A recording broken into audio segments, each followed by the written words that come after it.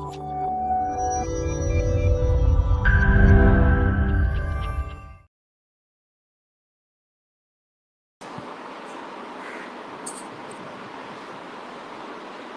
morning. We have Dr. Chatterjee and do we have Somrwita here? Yes, I'm here. Hello, Somrwita. Good morning. Hi, good morning. Yes, long time. Long time. So we'll just start in a couple of minutes. We'll just wait for a few more people to join in. How are you doing in this meantime? I'm doing good. How have you been? Bus, fine, locked in, nothing much to do, struggling and doing all these activities to keep our students engaged and interested. So they are also enjoying hearing from a lot of people. We have already had a few sessions this week. So yeah, I think our students can say a bit about how they are learning. So Sure. students, are you enjoying the sessions? Yes, sir. Great. And Shomrita, Yes, sir. just for your information, today we have the largest audience. We have about 80 people here online. Yeah, I can see the number of people here. I'm glad. Right. So Dr. Chatterjee, are you there with us?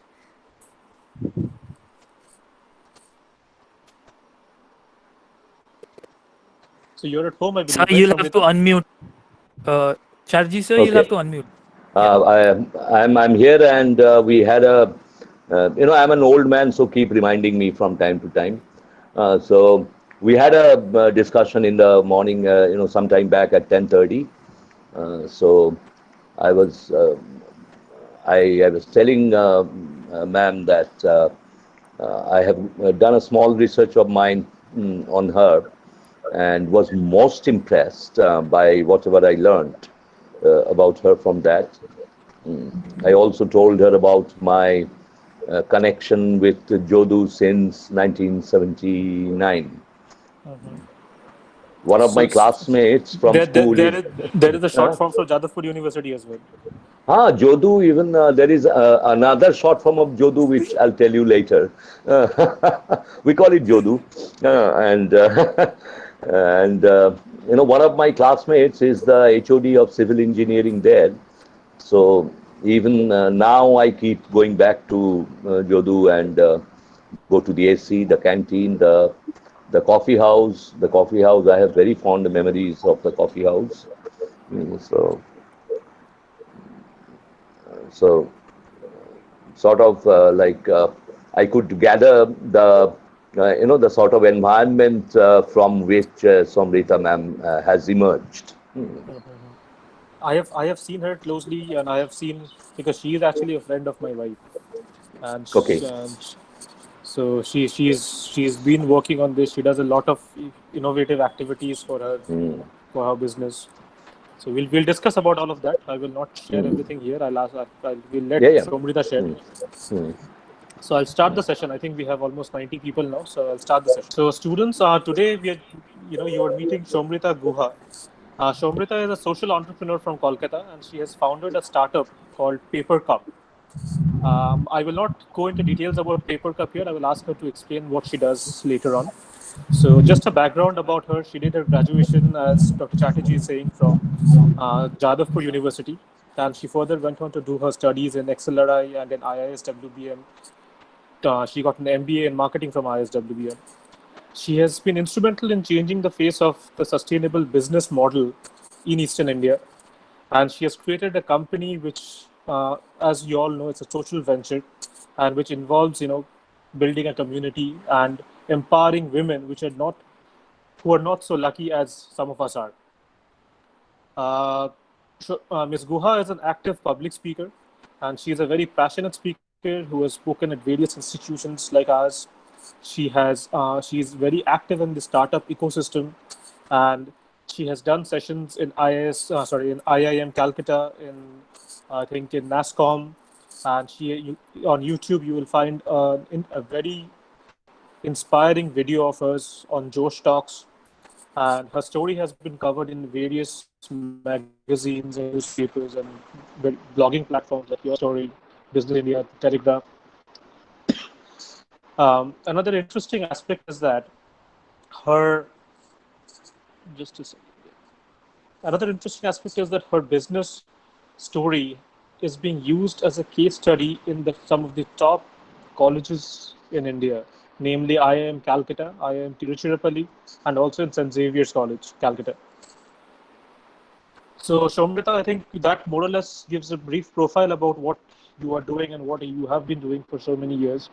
And I will hand it over to you now to share about what exactly is Papercup, what kind of products you do, and just give us, what exactly is Papercup all about. Very good morning to everybody present here.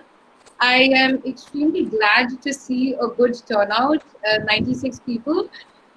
That's really nice. It's amazing to usually speak to a full house. However, in times such as these, when we are in the middle of a world crisis, the way we address to an audience has changed. And like we say in business, that we must be agile. We must be very, very quick to change. So I'm liking this as well. This also has its own quirks. I would begin by saying that I am extremely, extremely happy for this opportunity. It's great to interact with students, and I hope all of you are doing good. I'd give you a small perspective as to where I come from. Largely later during the session, I'd love it if it's more interactive. I'd love questions from all the students, the teachers, from the management, and I'd be most happy to answer all of that. But to give you a little bit of history of Papercup, we were talking about Jadavpur University, right? So a lot of it actually began there. When it began, I was about 19 years old. Uh, how old are you guys, roughly? Roughly the same age, I guess. We'll Same. come to this. I'll come to this point. Right, great. So, so I started when I was 19 years old. It was a hobby project. I was in my first year of college doing economics honors in JU. And I really wanted to start up. I wanted to start up with something, and there were many ideas that were buzzing in my head at that moment. But as it is now that, startups, ventures, entrepreneurship, all these are more or less buzzwords even in Bengal today. But 10 years back, this was around 2010, uh, it wasn't as popular as it is now. These were not really buzzwords. So my idea was to reuse recycled products and to sell them, in setups where there would be live music, there'd be spoken word poetry, people would come and enjoy, and along with that, they can buy merchandise as in, t-shirts and notebooks, primarily stationery, home decor accessories, etc. So that's how it started. And it remained a hobby project for the first 3 years of it emerging. So I was still in college, and in the first 3 years of my graduation, what happened is we went from one college to another to appear in different college fairs, to give stalls. The first stall we ever gave was in Sanskriti, which is the annual cultural fest of Jadavpur University. But what happened, the actual entrepreneurial bug that bit me was much later. It was in my final year of college when I realized that this is what I want to do for a living. And I didn't want to go for a corporate job, or at that point in time didn't want to go for higher studies. Though later on I did end up doing an MBA. But at that point, जो बोलते हैं ना, entrepreneurship का एक bug होता है, एक कीड़ा होता है. So that कीड़ा had gotten into me at that point. And when that bug actually bites you, it's very, very difficult to ignore it. Yeah, it will consume a lot of your being. And then what all you need to do is concentrate and start up. So I didn't know much about how to start up. But after my graduation got done, and then I went for a short course in XLRI Jamshedpur, which was in entrepreneurship. I came back and I started up. This was sometime in 2014.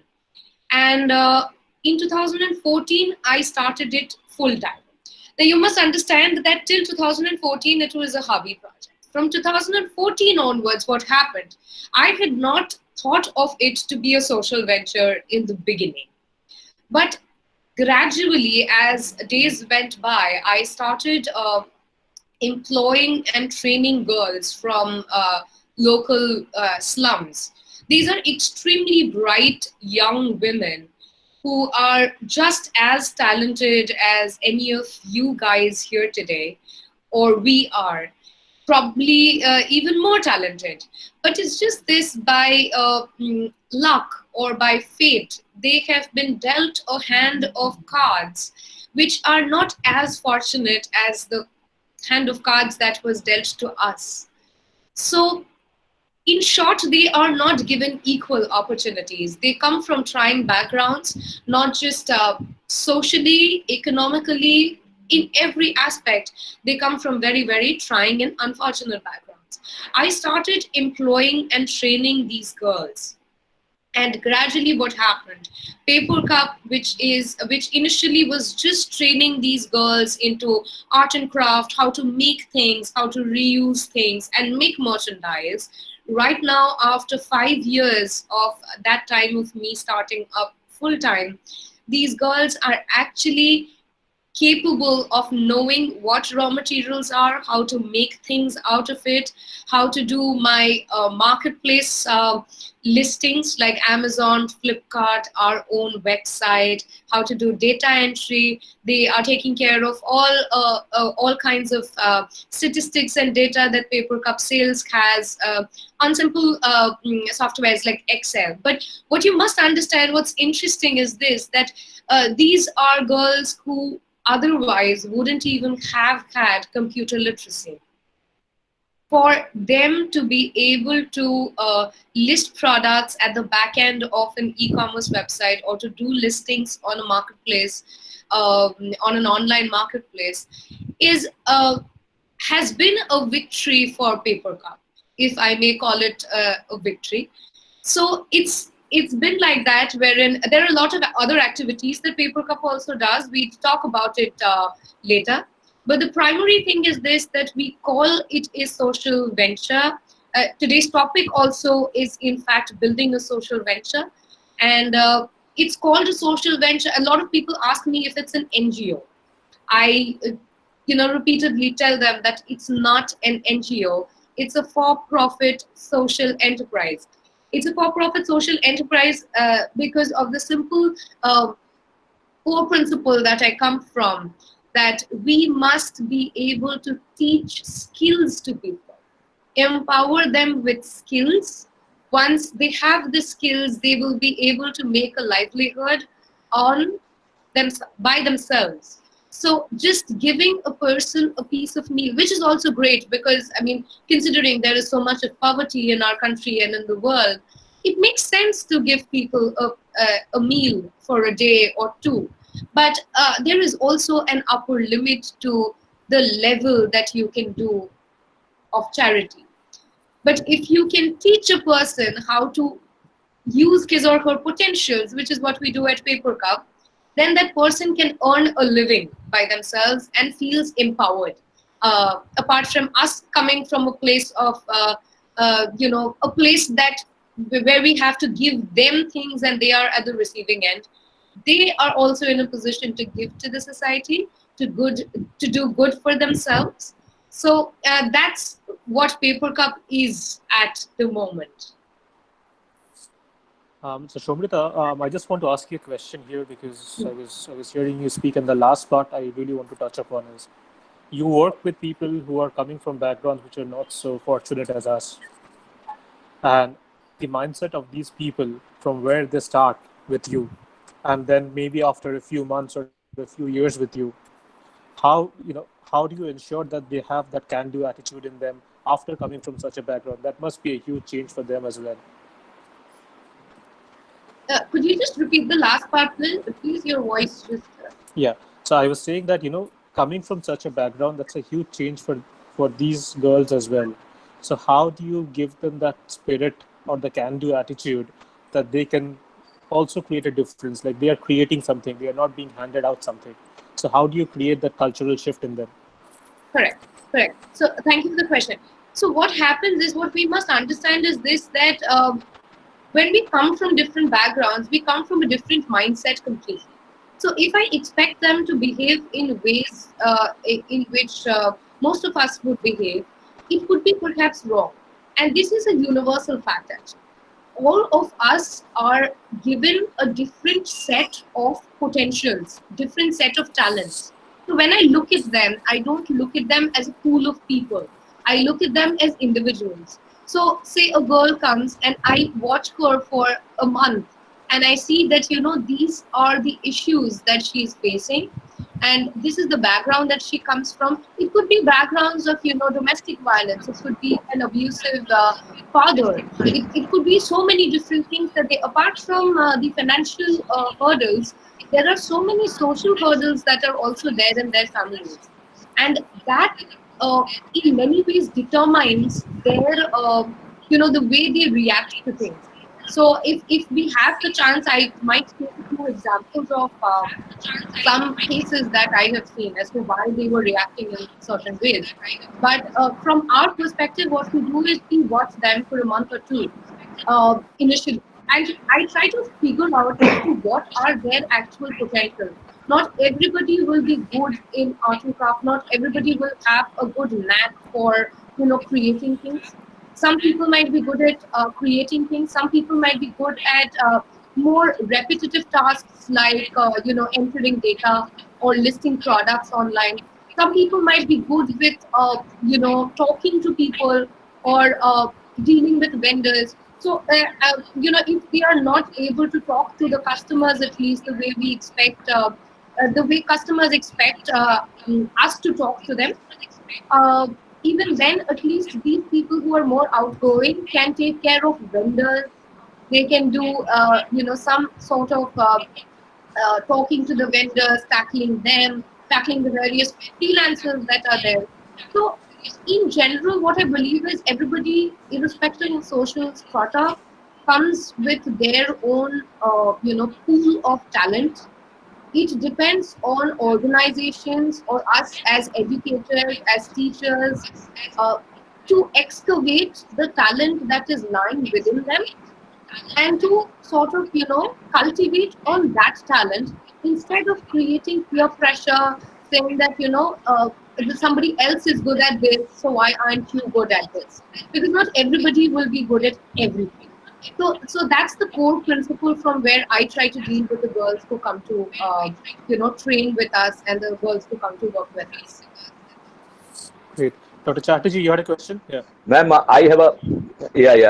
I have a question to ask on behalf of our students. That is, you see, I'm sure that quite a few among the students today, they have the same kira in the head, like you had. But the environment, our social environment, does not always permit us to nurture a dream. First thing, most of the middle class parents, they expect, I've given education to my child, now he or she would go for a suitable job, do something like serve somewhere, earn a salary, be safe, be secure. And, they don't always get the required support to chase their dream. I'm sure that, as far as I know, that you also had faced sort of a similar situation in life. So how, what would you advise them how to cope with this social pressure, family pressure, peer pressure, and but still chase the dream, and how to make it in the end? Please. Thank you for your question, sir. So, yes, see, as a community, I mean, if I may say so, as a Bengali community, we are a little risk averse. I mean, we like a good education, we like a job after that, we like a peaceful living, which is less of a roller coaster. And I believe there's nothing wrong with it. It's fine for a community. Of course, there are exceptions. There are great Bengalis doing business out there, but the general mindset is such that we are a bit risk averse, and we do not embrace the idea of entrepreneurship that much. And if I may go back, this also comes from the way we raise our children. What happens is this, that we give them all kinds of all kinds of education, be it cultural, be it literary, going to good schools and all of that. But there is often very little financial education or financial wisdom, as I may say so. We have since childhood considered money to be almost an evil. We have said that having too much of money is not a good idea. The whole point is this, that if we inject in a child since childhood that this is not something which is that desired, okay, or having too much of it is going to lead to havoc, then the child will end up growing up shunning that idea of making money, multiplying money. But in entrepreneurship, in Papercup also, we don't really do it for the money. The professor in my college used to say it very nicely. He used to say that, what is money for business? He said that, it's almost like breathing for us. It's like how a human being breathes. Money is that for a business. But when somebody asks you, what's your aim in life? You don't say it's breathing, right? You say it's to become an entrepreneur. You say it's to become a comedian or a doctor or an engineer or something, to become an astronaut, a politician, something. So yet, if you cannot breathe, you wouldn't be able to live and end up doing what you are thinking of doing. Similarly, in business, when somebody asks you, what's your aim? You can never really say that it's to make a lot of money, because that goes without saying. If there's no money, your business is not going to run, right? So then the vision should be something else. Now, when I'm coming to vision, I must tell you that what happens is often as 19, 20-year-olds, you might be having that kira in your head, some of you, that you'd want to start up, कि मुझे कुछ अपना करना है. ऐसा कुछ कोई भी idea जो I want to see that whether this idea can bear fruit, right? Let me tell you, in all probability, your idea could fail. And it is this failure that scares us from trying at all. So I believe the first thing that after this session, you could have a conversation with yourself or with your family where you try to embrace failure. If you can normalize failure, then the whole fear of failure goes away. If the fear of failure goes away from within yourself, you will be more courageous. You will be able to explain to the people around you that this is my idea. I have clarity of thought. There definitely is a probability of me failing. But even if I fail, I will try to learn the lessons, pick myself up, and probably try to do another startup. You might do 3 or 4 of such startups and all of them might fail. Some people will try again with the 5th startup. Some people would think maybe this is not my cup of tea and go back to a job, which is also completely fine. So ultimately, at the end of the day, the choice is yours. You have to own your choice. You cannot be doing something because the society or the social construct expects you to do that thing. You cannot be doing something because somebody else thinks it's the right choice for you. Of course, we are open to advice. We have mentors, we have parents, we have friends. You will be taking all the advice that you can from them. But once you take those advice, sit down with yourself, sit with a sane head, and try to think which of these advices match or align with the human being or the individual that I am, right? After that, if you think that the key of entrepreneurship is still there, trust me, there are a whole bunch of people, and you can consider me to be one of them, who you can reach out to discuss the idea, to fine tune it. They will guide you to places wherein there would be mentors who could handhold you. They could help you build the idea. They could take it to the market. They could even, get you funding for your idea. So all that can happen if you have your own core or your own principle and your own kira to be really at its highest point.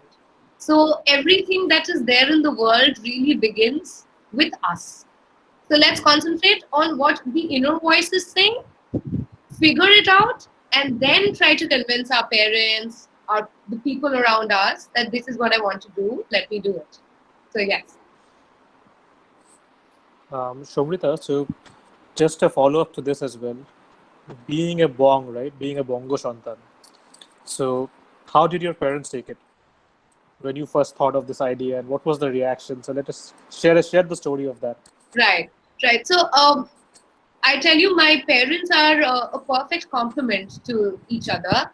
My dad has been forever supportive of me following my dreams, whatever it might have been. Even when I got through Jadavpur University in economics, 3 days after that, I also got through English. He asked me if I want to, pursue English honors in JU. My mother was really averse with these things because, and I don't blame her. I mean, she's adorable, like most mothers are. She thought that career options for Bengali children are pretty binary. Uh, Either be a doctor or be an engineer. That's it. So there were not too many other options that we were literally left with. So when I said I want to pursue economics, she still thought it had to do with a little bit of mathematics. It could be called a science, like a social science, but still a science. So she accepted it. After that, when I said that I want to do a business, she nearly freaked out, and she did everything that she could to not let me go for it. In fact, she still doesn't look at it with a very what do you call it? She always says that I would have done much better had I joined the corporates, but at the same time, I believe that if I have been very fortunate and very lucky, wherein had it been that both my parents had supported me, it would have led to a lesser clarity of thought, because here my father is somebody who after retirement he was working as the director of a government firm. After he retired, he joined me full time in Papercup. So we now actually work as partners, my dad and me. So, which is also a great shift from how it is, because often it so happens that in business families, daughters or sons take over their father's business. Here, my dad, he jumped onto it, and he is a very creative man. So the kind of space that Papercup is, it fit the kind of individual that he is. So he's been in many ways partnering and running the show since 2016 beginning. At the same time, since I consider my mother to be my biggest critique, it helps me in many ways to keep me grounded, constantly re-evaluate and check if I am taking the right decisions, if I'm doing the right things for the people who work with me along with myself. And that's very important, because I don't think everybody would be that lucky to have a fine balance of two people, wherein somebody is supporting them, to somebody is your greatest fan and the other person is your biggest critique. So they are like a yin yang. But having said that, that's my personal story. However, everybody would have their own set of parents, their own set of extended family who would react in different ways. So my general feeling or general thing that I would want to tell you is this, that you would have your hurdles. Your parents would react in similar ways to mine or in different ways. All you have to do is look at a situation and see as to what is the good in the bad. Like, for instance, COVID-19. There's a lot that's wrong that's happening. But we might be overwhelmed with what's happening. But even in such a time, there are great things and great opportunities that are lying out there. Mother Earth is healing herself. We are taking better decisions. There are businesses that could, where we were flying from one city to another to do business meetings. Now we are just doing it over Zoom. So we are literally saving on carbon footprint. We are saving on air flights. I'm not saying it's not important to meet face to face. A lot of meetings need that, but definitely a lot of meetings could be just a Zoom call, right? So even in such, I diverted a bit. I'm sorry, but so the whole point, the point that I'm trying to drive home is this: that in every individual and in every situation, you'd find a good and a bad. You just have to evaluate that individual and that situation, look at it and see. I know I can see the bad, but there must be something good in this too. Let me excavate it. Probably this is where my parents are coming from. This is why they do not want me to do a business, or this is the kind of this is the kind of support I'm getting. If I'm desperate, I will try to convince them. I mean, there's no point in sort of making others happy, keeping yourself unhappy. So, like they say, charity begins at home. So begin with yourself, listen to yourself, then convince your parents. You won't be supported. Trust me, there are very, very few who got endless support from their peer group. No business comes out of a lot of support initially. But gradually, when people see that you are doing decently, then people join in and they say that, yes, yes, this is something good that's happening. So, yes.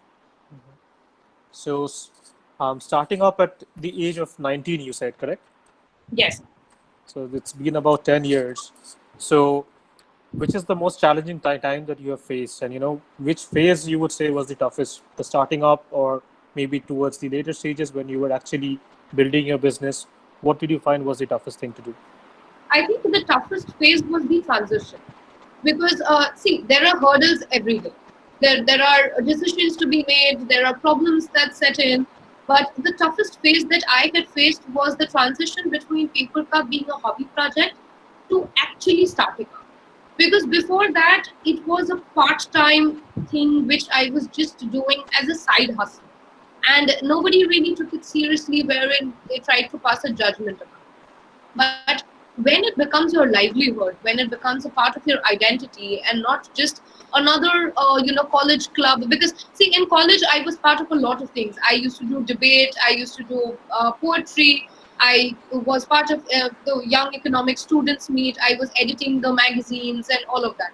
So everybody at that point in time took Paper Cup to be just one of the many things that I was juggling with. So that was the whole idea. But the transition from it being a hobby project to it being your livelihood option, not for yourself but for for many others. And for the first initial 3 years, I didn't draw any money for myself from the company. I mean, for the first 3 years of me starting up, I'm saying, starting up full time, not the hobby project one. Hobby project, we earned money and then we thought, however we could spend it, because we didn't really plan so much at that point. So it happened in a very, in a very casual 19-year-old way. Though I am really surprised and gladly surprised with the kind of 19-year-olds that I meet now. They are so much more mature and they take so much better decisions that indeed I get inspired. But back then we were pretty casual about it. We did something beyond a few bucks from 3 days. We thought we'd go to a nice place to eat. We'd spend it on coffee house and all of that, and then we'd again pool in some money and go for the next show. So that's how it happened. That was a fun phase. But after that, when you start realizing that there are other lives involved uh, on your decisions, and it's not just you who is at stake, at that point you start taking things more seriously. And that transition phase where you really have to take a call, you cannot really just keep it like that, where चलेगा चलता है देखते हैं कल करेंगे, ऐसे नहीं होता है. When you have to put your foot down and you have to say that yes, this is the end and this is where I'm going to begin a new life. That indeed is the toughest phase.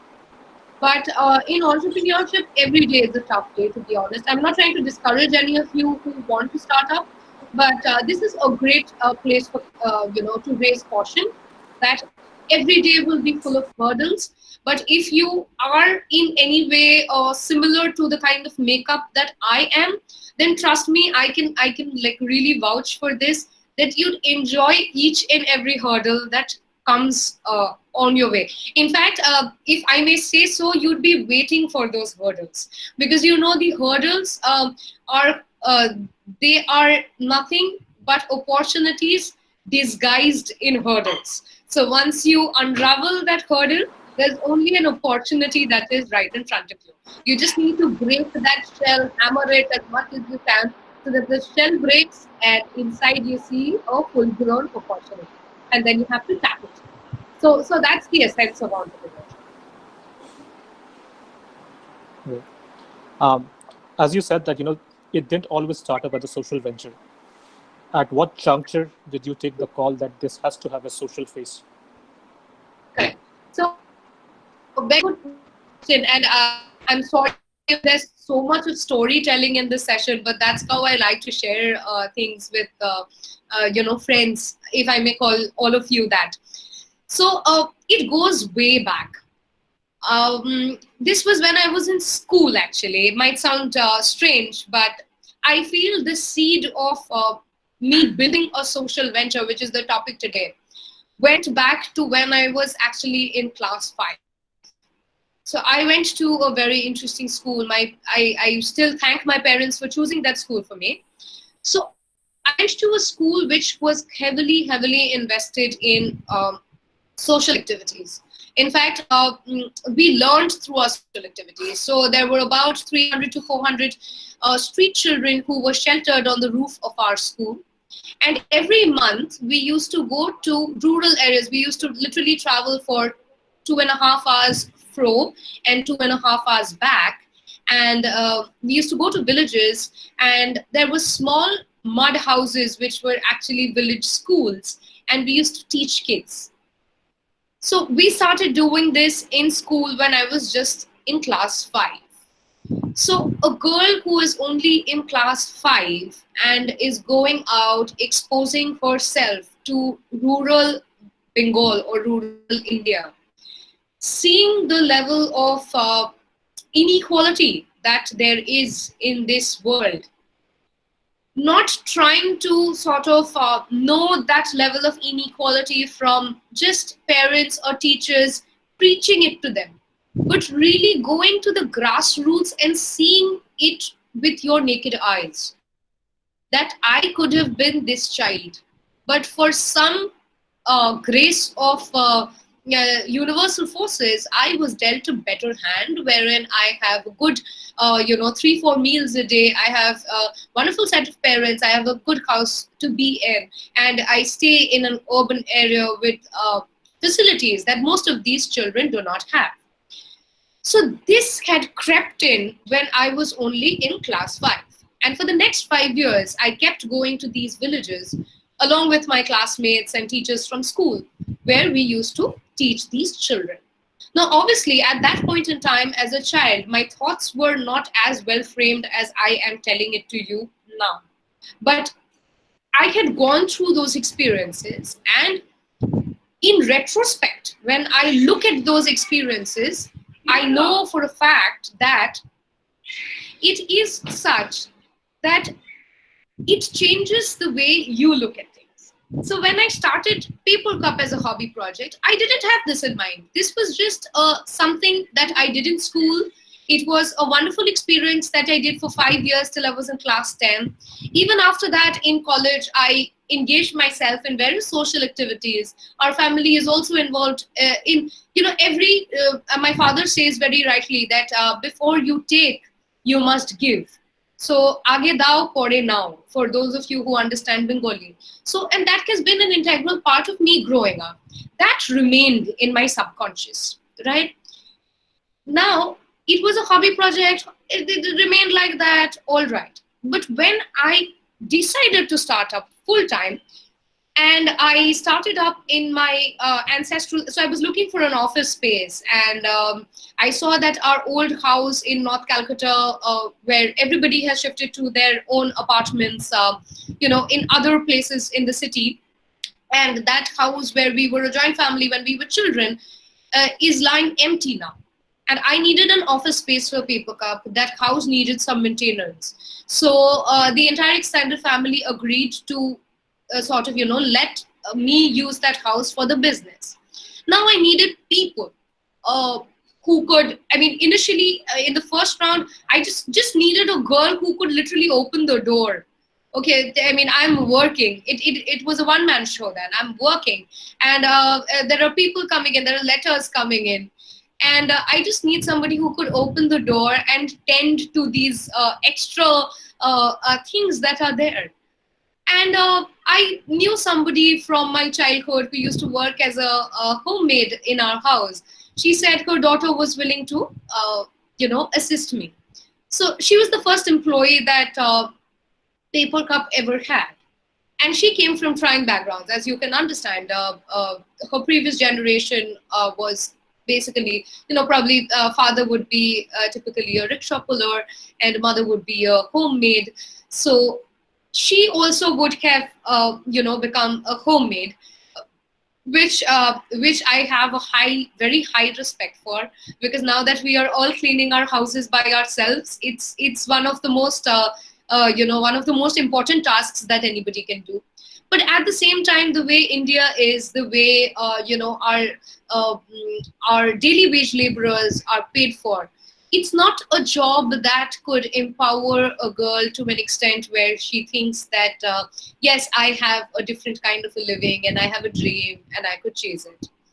It actually, if you ask me, it all started with that one girl, wherein I talked to her on a regular basis. I was doing my job and we interacted a little bit, and maybe that old schoolgirl who was exposed to poverty and saw these children very closely and tried to teach them, that child in me started getting reawakened.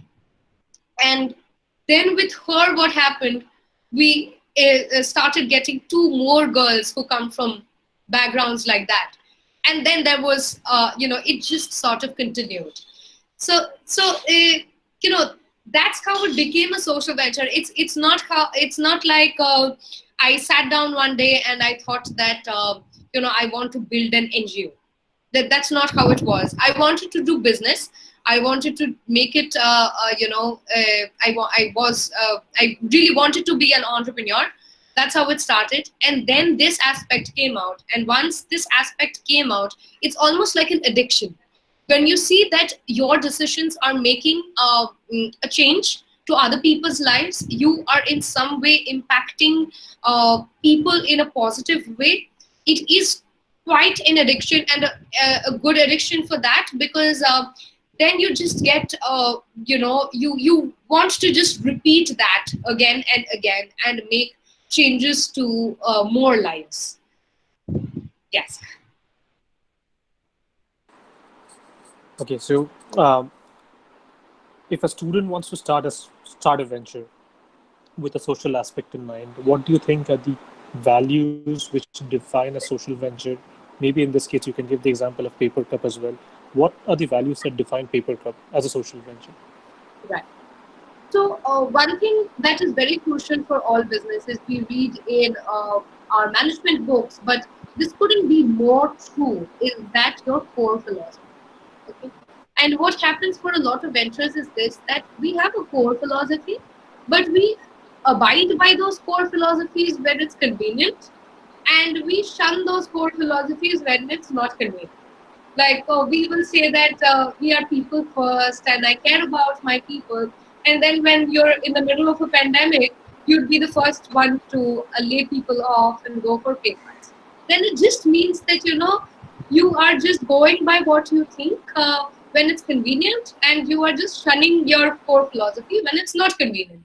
So core philosophy, or your core value, as we also read in management books, is something which is very important. So you must understand, often when even in startup ecosystems, when I go for some kind of networking in various entrepreneurship groups, we always talk about, is your business growing 10x, is your business growing 20x, 100x? I have raised funding, great. That's how actually businesses are grown. But as individuals, even businesses can be starkly different from one another. While there are some businesses that can be totally judged from the way in which their annual revenue is doing, trust me, There will be some businesses, and very soon, even organizations, global organizations, will be considering people as one matrix through which you can denote the success of an enterprise. So when you say that this is my annual revenue, and so my business is grown 20x, and I am worth X amount of funding, right? It also could mean that when you're building a social venture, your metrics could be this: that through my venture, I would be impacting the lives of 10,000 people, or I could be impacting the lives of 1 lakh people. So there is one theory that we read in management. I mean, sorry if I'm being too pedagogic, but there's one theory that we read in management where we see that bottom of the pyramid, right? So there is a pyramid, and there are people who are extremely rich who are at the top, and then there are upper middle class, lower middle class, uh, and then you have the bottom of the pyramid, right? Towards the bottom of the pyramid, there is maximum population. There's the highest number of people in a country like India at the bottom of the pyramid. Now, if you are a business that caters to people who are extremely rich, say for instance, what kind of example can I give? Like you are an interior decoration firm, okay, very lavish interior decoration firm, and you want your the people that you want to cater to are high profile, high net worth clients. So your client is lying here, right at the top of the pyramid, right? You might be getting one client in an entire month, and your revenue could be 1 crore rupees. Because maybe you are doing the interior decoration for Shah Rukh Khan. I'm just saying. So then what happens that even one client can lead you to that level of money in a month. Compared to that, there's also another kind of clientele, which is more of what we do in social ventures, where you start impacting more lives.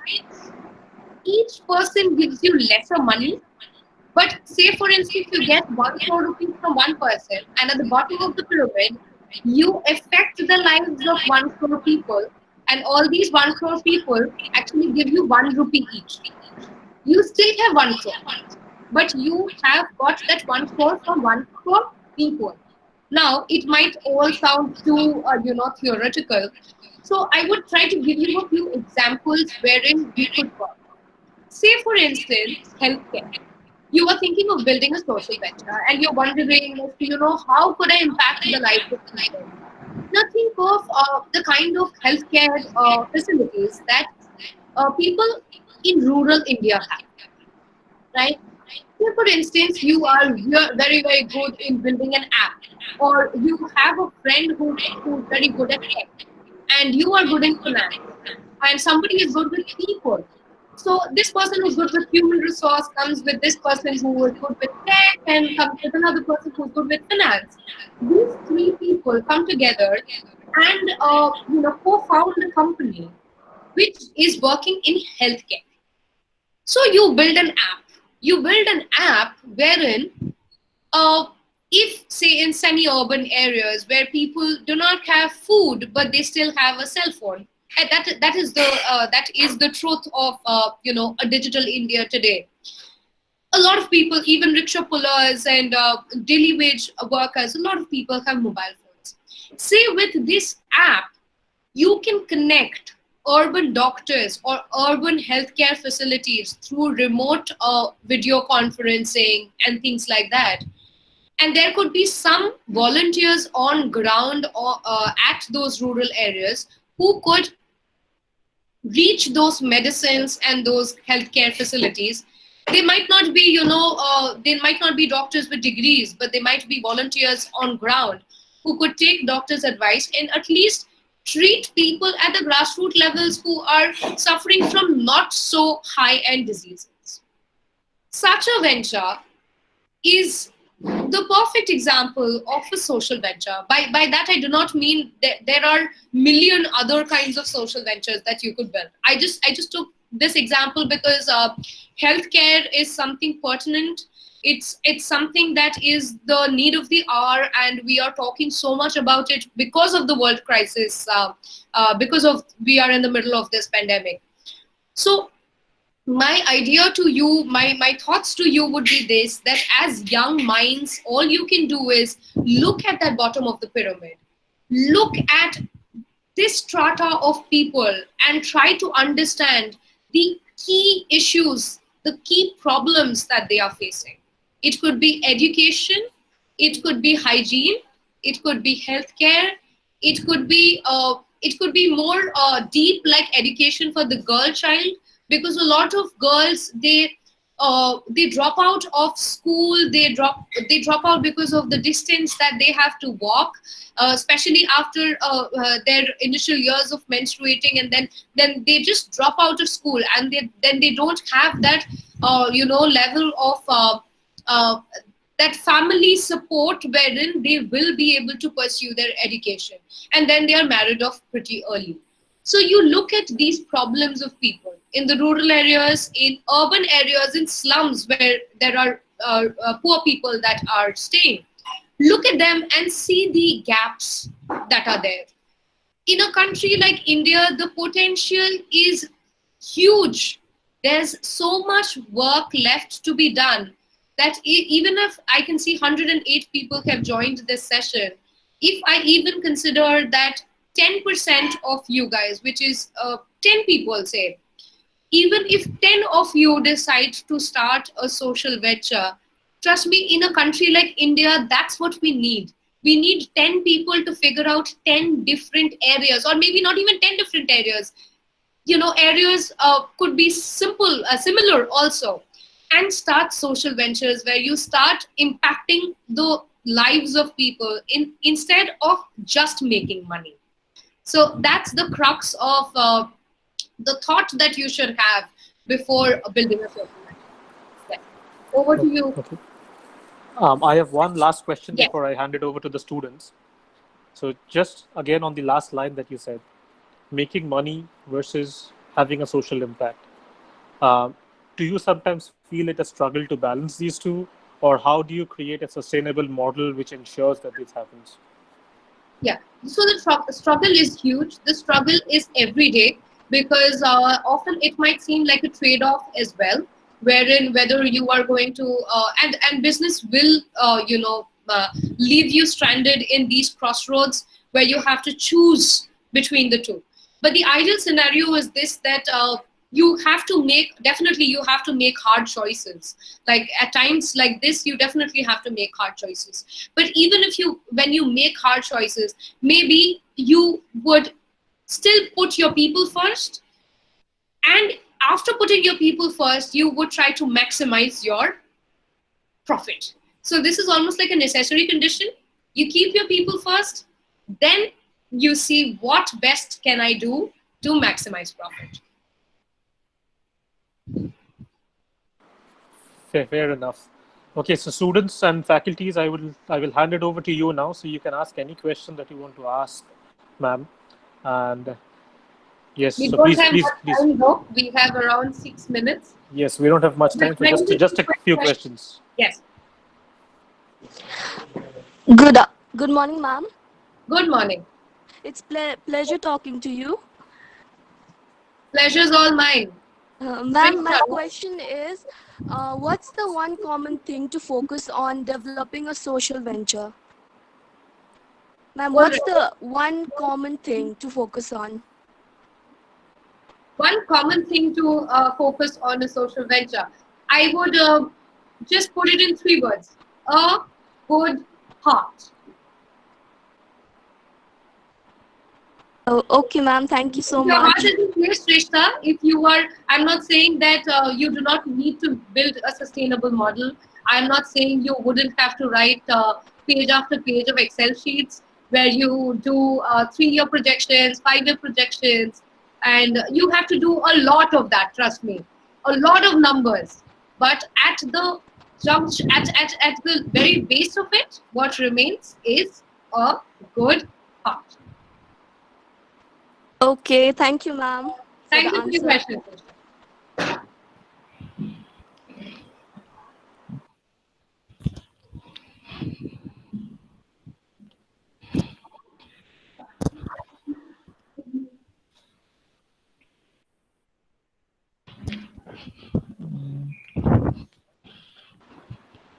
Yes, Abrar, you want to ask a question? Yes, sir. Not exactly a question. It's just something that she had just quoted, like entrepreneurship gulzar hai. So I really am like I like that word, entrepreneurship gulzar hai, and I can understand that. I can feel that line, because gulzar, lot of people don't understand. Few people understand. So just a little bit of you, if you could have put a little bit focus and you could have said me something about that part. I would really love to. Right, right. Brad, this is so sweet of you that you have seen that video. I just quickly say that this video is something which was shot in one of Papercup's poetry slams. So poetry slams are actually spoken word poetry events, and so far Papercup has organized 12 such poetry events in the city of Calcutta since 2015.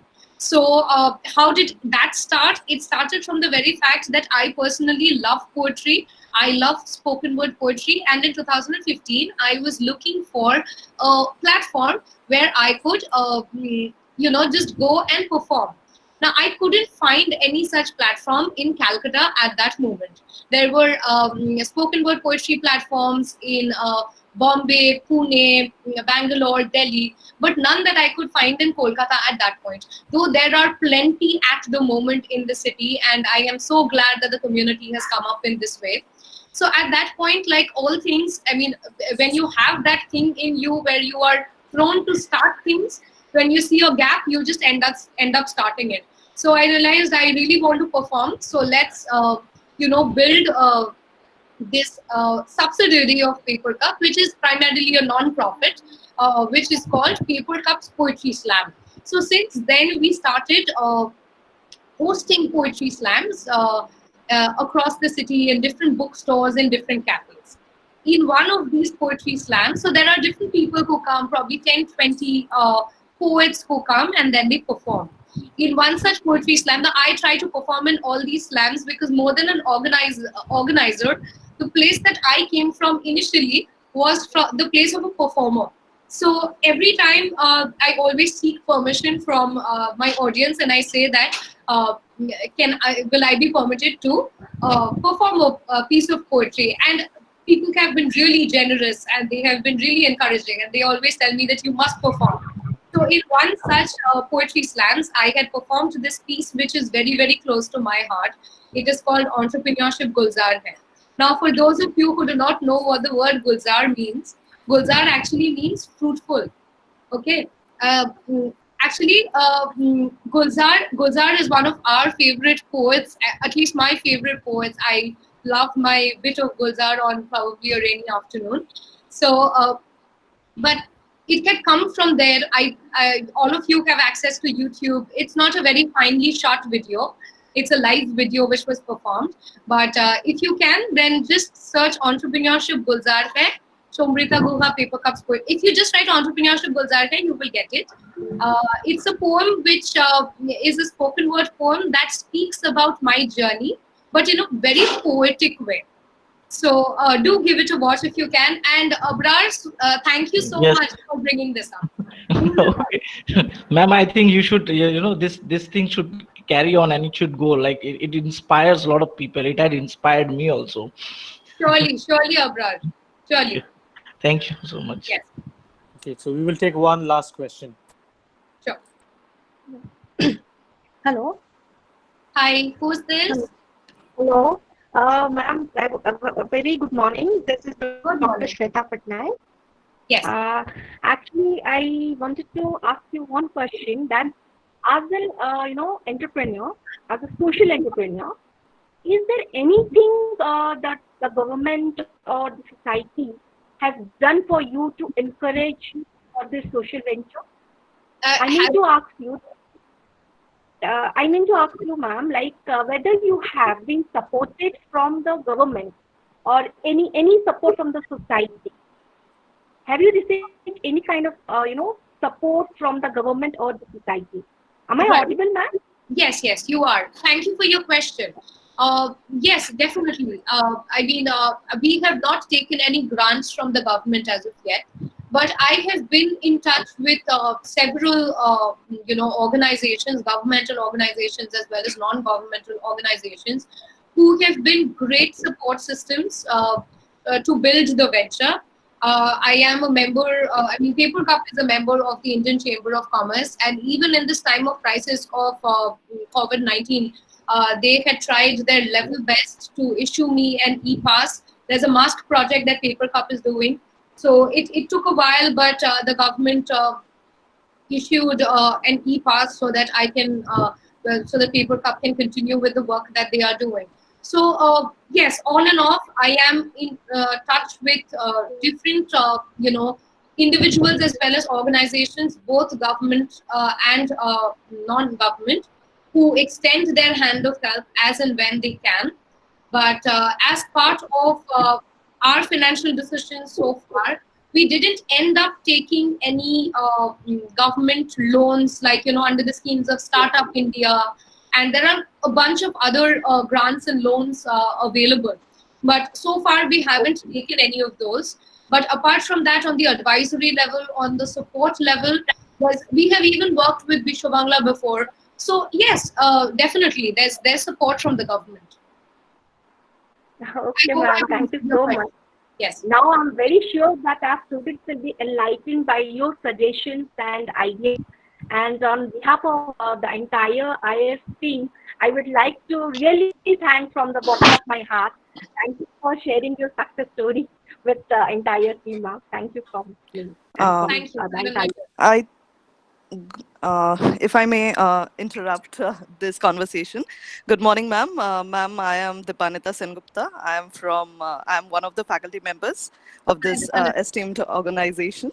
Ma'am, well, I think we have been answering all the questions from the faculty point of view, and the faculties think, the management faculties, whatever they think will be crucial for the students to get a exposure on. But I think there in the comment section, a couple of students who are not able to speak to you, they couldn't use their audio, have posted some questions. I would just like to put that out forward. If you can read Gaurav Das and Binay Lama, they both of them have hit on a very common platform where they are wanting to know how you have tried to reach maximum people via brand promotions and marketing. And of course, Vinay has asked some additional questions like how you can be a good leader, what did you learn from failures? And I totally believe these questions are very integral when it comes to entrepreneurship, right, ma'am? Absolutely. So, ma'am, if you can shed some light on that. So we are out of time, but I would still address Gaurav and Vinay's questions. Very, very good questions. First of all, I would like to answer Gaurav's question. Gaurav said that in case of a startup, how do you do the brand promotion to ensure it reaches to maximum people? So far for Papercup, what we have done, we have largely, engaged ourselves in social media promotions. We have done, apart from social media promotions, we have also done extensive events in colleges, in schools, so that we can reach to the people. So a lot of PR has been done. And social media promotion, social media is a great place and an inexpensive and organic way for any business to do promotion. I believe we are extremely fortunate to be born in such a time wherein we have access to social media, because earlier it was just broadcasting. By broadcasting, what I mean is television, where ads are being shown on television, or when you go on the streets, when you see big hoardings. So those are broadcasted in the sense everybody gets to see it. Say it's a sari ad, okay, a boutique that sells saris. They have given a big hoarding. There's a gentleman passing by who doesn't have any female individual he could gift it to. So that ad is irrelevant to that particular individual. Compared to broadcasting, what now has become is narrowcasting. What is narrowcasting? Narrowcasting is that's showing your ads only to people who might want your products. So if there are other similar products that person has searched on Google, you can go via Google AdWords or do certain keywords. That is search engine optimization for your website. So in all of these ways, what you do is you show your things not to a whole bunch of people, wherein 50% would be interested in your products or services and 50% wouldn't. Instead, you are showing it to a pool of people, wherein 100 people you are showing it to. 100 people are definitely interested in your product, but only probably 20 will end up buying it. But at least you know that you are showing it to the right 100 people, right? So we must choose our promotion tools and techniques very, very intelligently. It is difficult for every startup money wise. So when you have lesser money, you have to use more of this to allocate your funds properly, so that every promotion that you do brings you a very good return on investment. That's Gaurav's question. I hope I answered your question. Binay Lama has said, good morning, ma'am. My question is, did you face any failure? Of course, I have faced failures. Like I said, I fail every day. And I should tell all of you that you should fail fast and you should fail very often in order to succeed. In fact, you should embrace failure and you should also normalize failure. That's key. That's one question. Second is, if so, what did you learn from them? I learned the fact that I should fail more. That's what I learned. That, failure is what helps me. Like they say, failure is the pillar of success. So that is the stepping stone. So if you fail every day, then you learn your lessons, you pick yourselves up, and then you, end up doing better work. That's your second question. Third question is how to become a good leader. Okay, good question, but I don't know how to answer this really, because I genuinely feel good leaders didn't set out with the thought of becoming good leaders. They perhaps just decided to do some good, maybe, for people. If you see great leaders like, just take any example. I have very philanthropic examples in mind, like Mother Teresa. Even the business-like examples that I have, Bill Gates, even they are heavily invested in philanthropic activities. So my whole point is this, that you become a leader, a good leader, not by setting out to become a good leader. Yeah, people end up calling you a leader because of certain traits that you might have. So let's not concentrate on how I could become a good leader, unless, of course, it is your managerial role where you are going to do a job and you are expected to be a leader, a manager. That, obviously, there are B schools to teach you that, how to become a good leader. But at another level wherein it's not a managerial post, but you are just trying to be a good leader, trying to, lead a bunch of people, just have your people in mind. Just think about their worries, think about what could be good for them. No one is stupid. People see through you. People see through the fact whether you want to do genuine work or whether you're just there, whether you want to just buy name for yourself. Right? So if you have their thought in mind, then definitely they will start, thinking of you to be a leader. That's your third question. Last question is, how was your approach in marketing? Partially similar to Gaurav's question, though that is not all that marketing is. Marketing is a whole bunch of different things. So like we say in marketing, we have 4 P's of marketing: product, price, place, promotion. Product, it could be a product or a service. So what are you trying to sell to people, right? You first have to understand that and do the nitty-gritties of it. Okay, try to fine-tune it as much as possible. Second is price. The product or the service that you are giving, what is the price that I should set for it? What would be the ideal price? There are different kinds of prices. There could be psychological pricing. Psychological pricing is when you go to shops and you see that it's written 99. And you start wondering, why am I not being charged $100 for this? Why is it 99? That, to an extent, is also a little bit of psychological pricing. It also has to do with the fact that there are tax slabs. So 100 above it could be something, 1000 above it could be something. So also those things are there. There are other ways of doing pricing, like cost plus pricing. What was my cost for this? You add your profit to it and then you put it.